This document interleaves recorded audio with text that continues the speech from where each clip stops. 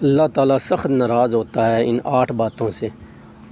Hello غائز، میں ہوں آپ کا اپنا محمد نوید اور آپ دیکھ رہے ہیں اسلامی معلومات۔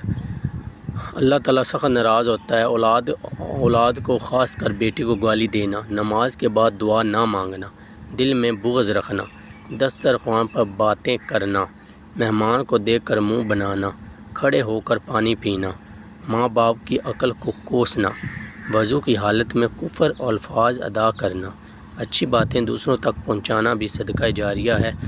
زیادہ سے زیادہ لوگوں تک پہنچائیں اور ہمارے مسلمانوں کو اپنے دین کے متعلق چلنے کی اللہ تعالیٰ توفیق عطا فرمائے۔ آپ کے ایک شیئر سے کسی ایک کو بھی یہ عمل اپنا لیا تو آپ کو دنیا اور آخرت دونوں میں جزائے خیر اللہ تعالیٰ دے گا اور آپ کے لیے صدقہ جاریہ بن جائے گا۔